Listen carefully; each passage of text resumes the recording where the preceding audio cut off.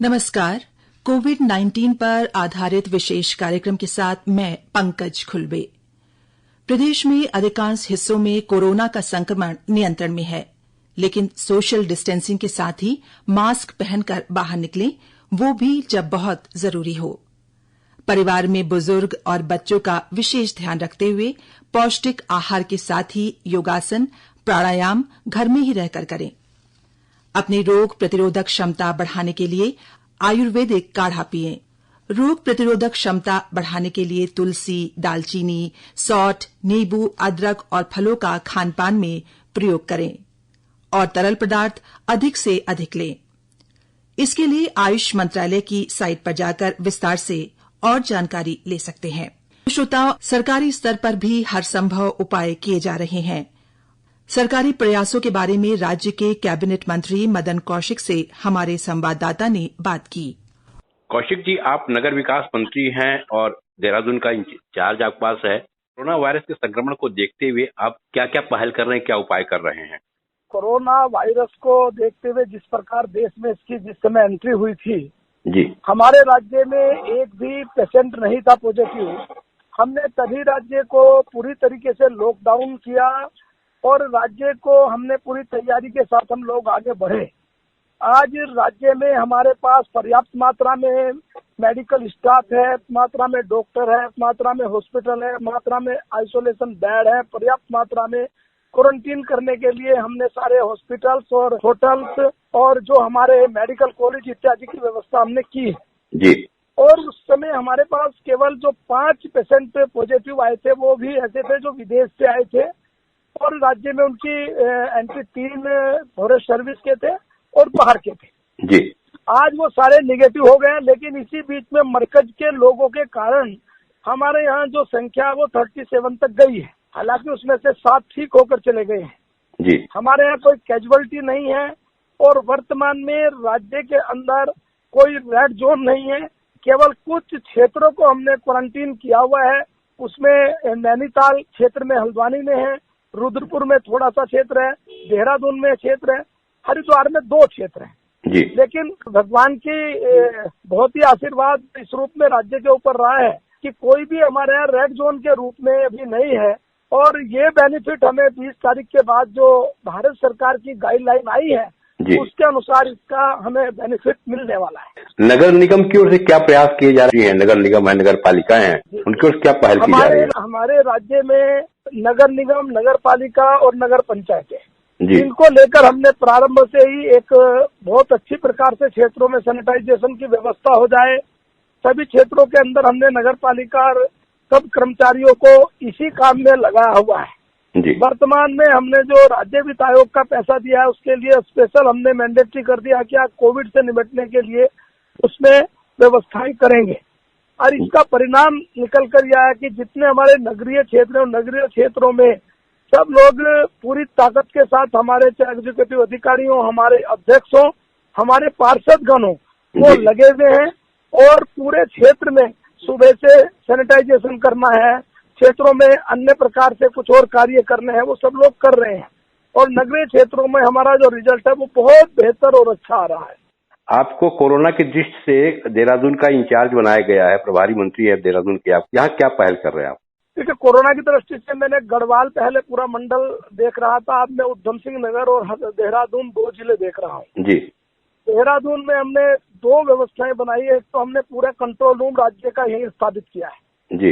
राज्य के control room में हम 2 तरह की व्यवस्थाएं देखते हैं। तो हमारे पास प्रत्येक दिन कितने सामान का आवश्यकता है और कितना सामान बाहर से आ रहा है। उसमें खाद्यान्न सामग्री है, उसमें मिल्क का प्रोडक्ट है, उसमें सब्जी है, उसमें स्वास्थ्य संबंधित सारी चीजें हैं, उसमें जो एसेंशियल सर्विस है उन सब का रॉ मटेरियल है जी। हम पूरा जानकारी प्राप्त करके रिटेल की भी और होलसेल की भी अधिक कम पड़ती है तो जहां से उनको आना है उसकी व्यवस्था हम लोग उस कंट्रोल रूम के माध्यम से करते हैं। इसी प्रकार से हमने फिर जिले का कंट्रोल रूम बनाया। जिले के कंट्रोल रूम में हमने एक ही लाइन पर लगभग 32 लोगों को बिठाया जी। वो सारी सूचनाएं, जिसको कहीं जाना है, आना है, पास बनवाना है, कुछ किसी के परिवार के लोगों में दिक्कत है, बीमारी है, हारी है, वो सारी व्यवस्थाएं हम वहां से देखते हैं। तो कुल मिलाकर कितना राशन गरीबों को देना है, जो हमारे राज्य में प्रवासी मजदूर हैं वो कहाँ हैं, उनको कहाँ खाना देने की आवश्यकता है, कौन ऐसे लोग हैं जिनके पास राशन कार्ड नहीं है उनको राशन देने की बात है, बस्तियों में जो अन्य लोग हैं उनको सब चीज पहुंच गई है क्या, ये सारी व्यवस्था हम कंट्रोल रूम के माध्यम से करते हैं। इस तरह का कंट्रोल रूम प्रत्येक जिले में स्थापित किया गया है। उधम सिंह नगर के बारे में क्या कहना चाहेंगे? अब वहाँ पे क्या विशेष एहतियात बरत रहा है, क्योंकि वहाँ पे बाहर से भी लोग आ रहे हैं? उधम सिंह नगर में जो बाहर से लोग आए हैं बीच में, उन सबको क्वारंटाइन करके 14 दिन तक उनको आगे क्षेत्र में भेजा है जी। जहाँ तक सवाल है, वहाँ भी जो पॉजिटिव आए हैं वो सारे तबलीग वाले लोग हैं। दूसरी बात, तो हम लोगों ने उधम सिंह नगर जिले की व्यवस्था बनाई है वो विशेष रूप से उन सारी चीजों को ध्यान में रखते हुए बनाई है कि वो जिला हमारा ऐसा है जहाँ उत्तर प्रदेश से उसका सीधा संपर्क है और आने जाने में काफी इस प्रकार की व्यवस्थाएं लोगों में रही है बीच में शुरुआत में, वो हमने पूरी तरह प्रतिबंधित की है और पूरे उधम सिंह नगर जिले की स्थिति इस समय पूरी तरह नियंत्रण में है और जो तबलीग से अलग था वहाँ कोई केस इस तरह का नहीं आया। देश पे कुछ हिस्सों में खबरें आ रही कि जो स्वच्छता कर्मी हैं, पर्यावरण से दिक्कत है उत्तराखंड में, स्वच्छता कर्मियों को ग्लव्स वगैरह मास्क नहीं मिले देश कुछ अन्य हिस्सों में, तो यहाँ पर क्या हालात हैं? हमारे राज्य में हमारे स्वच्छता कर्मी, पर्यावरण मित्र पूरी तरीके से उनको जो जिस चीज की आवश्यकता है वो उपलब्ध हम लोग करा रहे हैं। हमारे पास इसी प्रकार हेल्थ डिपार्टमेंट के लिए जो हमें चाहिए, चाहे पीपीई किट चाहिए, चाहे हमें मास्क चाहिए, उनके लिए जो जरूरी मास्क होते हैं, चाहे हमारे लिए और अन्य चाहिए, वो सारी पर्याप्त मात्रा में है। अभी राज्य में किसी तरह की कोई दिक्कत या किसी तरह की कोई शॉर्टेज ऐसा है नहीं। और अंत में एक सवाल, हरिद्वार में अगले साल कुंभ होने वाला है, महाकुंभ है, उसमें चूंकि लॉकडाउन का क्या असर पड़ेगा, महाकुंभ की तैयारी कैसा असर पड़ रहा है, कैसे उससे निपटेंगे आप लोग? निश्चित रूप से महाकुंभ से पहले हमारी कावड़ से पहले 4 धाम यात्रा जी, इन सब में बहुत ही असर नजर आ रहा है, दिख भी रहा है। इसलिए इन सब विषयों पर जो हमारे काम चल रहे थे वो फिलहाल रुके पड़े हैं। 20 तारीख के बाद भारत सरकार की जो गाइडलाइन है उनके बाद हम इस काम को आहिस्ता आहिस्ता शुरू करने वाले हैं और कांवड़ यात्रा हो, 4 धाम यात्रा हो, इन सब का निर्णय या कुंभ की दृष्टि से जो भी निर्णय लेना है वो बाद में हम कैबिनेट और अन्य प्रकार के विचार विमर्श करने के बाद लिया जाएगा। कौशिक जी, आपने इतनी सारी जानकारी दी इसके लिए आपको बहुत बहुत धन्यवाद। Thank you. कोरोना संक्रमण को देखते हुए जिला प्रशासन द्वारा भी कार्य किए जा रहे हैं। चमोली में जिला प्रशासन की ओर से किए जा रहे उपायों के बारे में वहां की जिलाधिकारी स्वाति एस भदौरिया ने बताया। कोरोना वायरस संक्रमण के चलते लॉकडाउन की स्थिति है, ऐसे में जिले में किस प्रकार से कार्य किए जा रहे हैं? हमारे ओपन मार्केट, क्योंकि हमारे नगरीय क्षेत्र में तो दुकानें हर गली में ही हैं, तो वहाँ पे तो हमारे कोई भी आवश्यक वस्तु की कोई कमी नहीं हो रही है। तो ग्रामीण क्षेत्र है, दूरस्थ क्षेत्र है हमारे काफी, तो वहाँ के लिए हम लोगों ने लगभग 206 डिलीवरी पॉइंट्स बनाए हैं 60 रूट्स पर। तो उसमें उन डिलीवरी पॉइंट्स पे वो अपने फिक्स रोस्टर के अनुसार हमारे जो होलसेलर्स हैं वो वहाँ पे डिलीवर कर देते हैं और वहाँ के जो दुकानदार है वो अपने गाँव में वहाँ से खरीद लेते हैं चीजों को और अपने गांव में विक्रय करते हैं। तो इस तरीके से हमारे जो दूर दराज के गांव है वहां पे भी ओपन मार्केट राशन, सब्जी या जो साबुन वगैरह इस तरीके की जो डेली यूज की चीजें हैं, बहुत ही आवश्यक वस्तुएं, उनकी कोई भी कमी नहीं हो रही है। और इसके अतिरिक्त जो हमारे गरीब मजदूर असहाय लोग हैं उनके लिए हमने खाद्यान्न बैंक की स्थापना करी है, उसका एक हेल्पलाइन नंबर भी जारी किया है। और इसके अतिरिक्त जो हमारे पटवारीज हैं वो भी अपने गांव में ऐसे लोगों को उन्होंने चिन्हित कर लिया है जिनको की राशन की जिनके पास कमी है, तो वो उनको भी तत्काल वहीं पे पहुंचा देते हैं। राशन की जो किट हमारी है वो राशन किट वहीं पे पहुंचा दिया जाता है उनको घर पे जाकर। आपने हेल्पलाइन नंबर की बात की, ये नंबर क्या है और इस नंबर पर किस प्रकार से मदद मिल रही है या इससे कैसे मदद ली जा सकती है? हाँ, ये हमारे चमोली जिले में अगर किसी को भी खाद्यान्न की कोई भी कमी है तो वो इस नंबर पर फोन कर सकते हैं। हमारा खाद्यान्न बैंक का नंबर है 7055-753-124। आप इस पे बात करके अपने खाद्यान्न की रिक्वायरमेंट और कितने लोग हैं आपके परिवार में, ये सारी डिटेल्स दे सकते हैं। और आपको अगर आप असहाय मजदूर, गरीब या कोई भी ऐसे लोग हैं तो आपको तत्काल उसी दिन आपको फ्री ऑफ कॉस्ट खाद्यान्न की जो पैकेट्स हैं वो आपके घर पे पहुंचाए जाएंगे। सुनने में आया है कि mobile fish outlet van corona संक्रमण के चलते लॉकडाउन की स्थिति में प्रशासन को बहुत मदद दे रही है, या ये कह लीजिए कि ये एक वरदान के रूप में साबित हुई है। फिश आउटलेट वैन क्या है और ये किस प्रकार से मदद कर रही है? इसमें हमारा जो मोबाइल फिश आउटलेट है वो एक्चुअली हम लोगों ने जिला योजना से इस साल जो 2019-20 था उसमें खरीदा था मत्स्य पालकों के आय को बढ़ाने के लिए जी। तो उसको हमने एक मत्स्य सहकारी समिति को उसका आवंटन भी हुआ था प्रॉपर टेंडर निकालकर।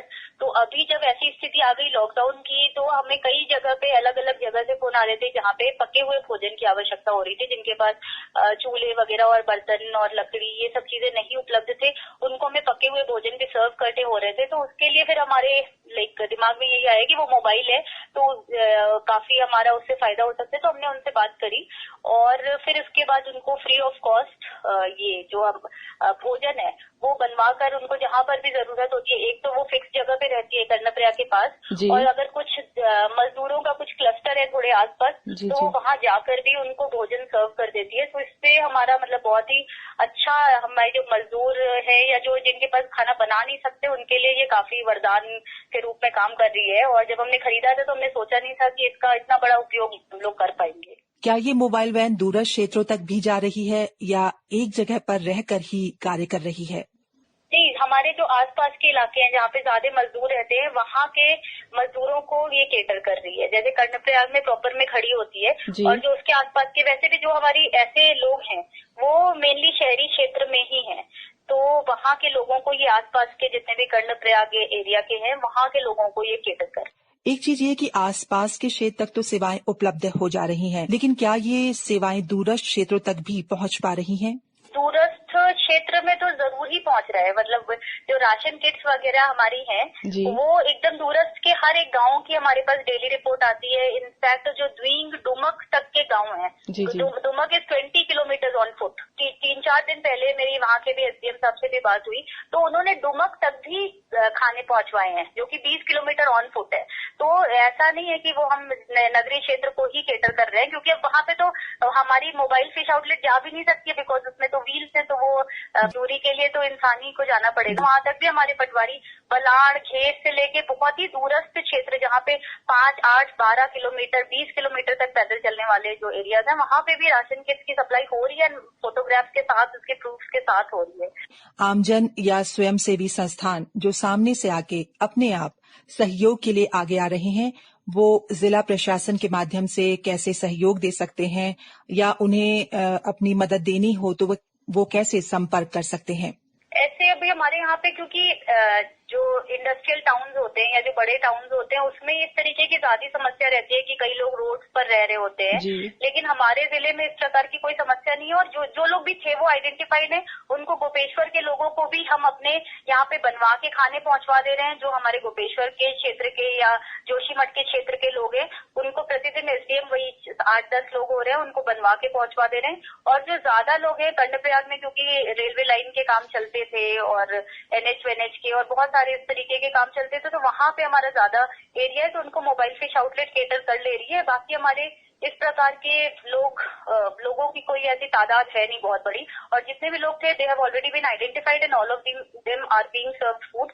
तो हमारे कुछ ऐसे वॉलंटियर्स रेड क्रॉस से जैसे हमने बात करी थी तो उनसे भी हमने इस तरीके की इसलिए मदद मांगी नहीं है क्योंकि हमें इस तरीके की जरूरत नहीं है। जितने भी हैं उन सबको हम लोग खुद केटर कर पा रहे हैं बिकॉज द संख्या इज नॉट वेरी लार्ज।